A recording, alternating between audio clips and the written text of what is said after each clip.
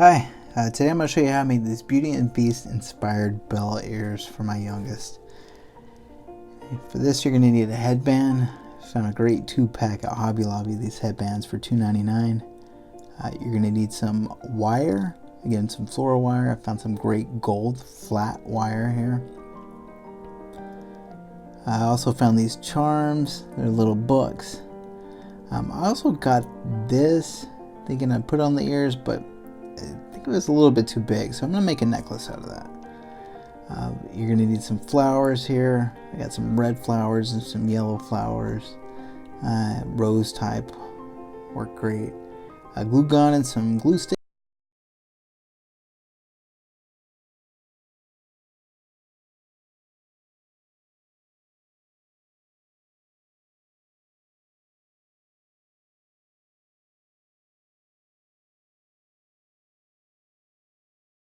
Really bendable. I thought it was kind of, I don't know, classy for wire to be like flat like that. But you're basically going to take that and you're going to round it around that coffee cup. Just any general coffee cup gives you a good idea of like how round it's going to be, and it seems to work pretty well with the ears size wise. So you cut it off there and you can just bend the edges out. You can also choose to bend the edges in, just whichever you prefer. Kind of just made sure that they were the same size there, and kind of get an idea of what they would look like on that headband. So I took an official Disney Park set of ears here. I kind of use that as my guide to make sure my ears are generally the right size.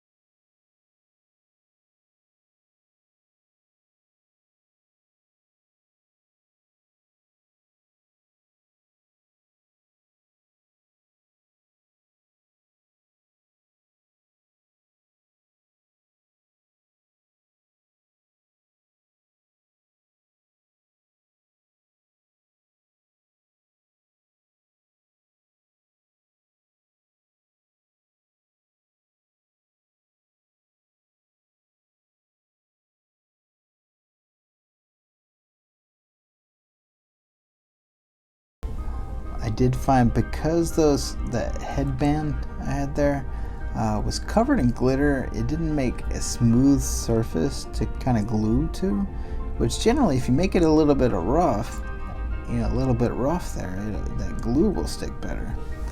So you could choose to sand it a little bit if you wanted to, and maybe get a better connection.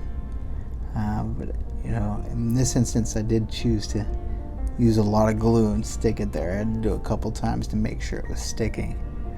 I did come back and decide that what I would do is just cut off another piece of this gold wire and kind of put it around the edges and clamp down.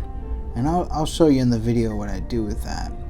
But first of all, I did still just glue them down to get them in place.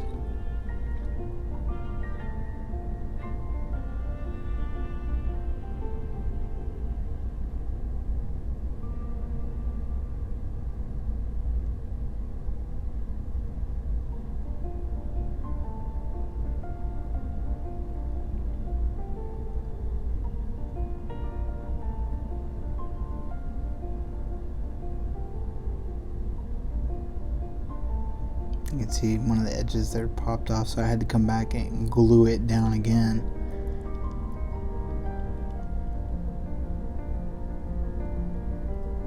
And when I had to do that edge the second time, that's where I got the idea to basically use some of the wire as clamps. I kind of just measured out a piece and wrapped it around there. I made sure that the clamp, the part that I clamped down that was cut that I put on the top, so you wouldn't, it wouldn't possibly, get caught in hair or anything there. But see, I kind of just clamp it around there. And I did that on both ears, and then I came back with the wire cutters, and I really just, the pliers, and just press down on them to make sure that they're on there good. And I think, honestly, that itself would probably hold those ears in place. But I did still, of course, had the hot glue on there too to help. Just a closer look at that clamp kind of just made. But that worked out really well. And then, of course, when you come back, excuse me, on the back end here, and just kind of like pull the roses off there, the flowers, whatever flowers you use, pull off just the ends there. You just pop them right off. And did some with the both the red, and here's the yellow as well.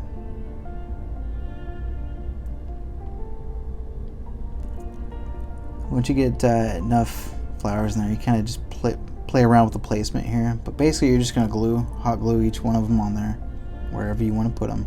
I try to make them symmetrical, so if I put a yellow one on this side, I'm going to put a yellow one on the other side, and kind of just make the pattern mirror each other, I guess. Provides that symmetry. Kind of just go back in there and hot glue some more down.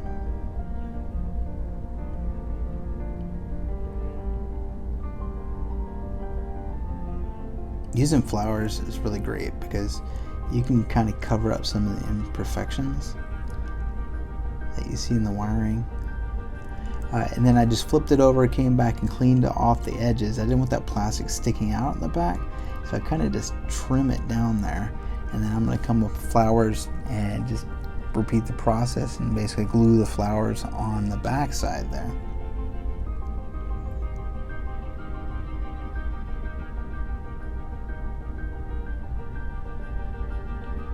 Again, and really there's nothing imperfect about this. I mean, you're making them, so they're going to be perfect. Especially when you're making it for your kids. It's not like they're going to really see. I mean, when you're making something, you're the one that sees where the imperfections are. But hey, that's what makes it handmade. And then I took those little charms for the books, and I'm just going to hot glue them in place. As long as I press them against the material of the flowers, then they stay in place. So in this case, neither one said Beauty and the Beast. There was a Red Riding Hood one, a Jack and the Beanstalk one. I kind of just went with those. But there they are. Some Belle inspired ears.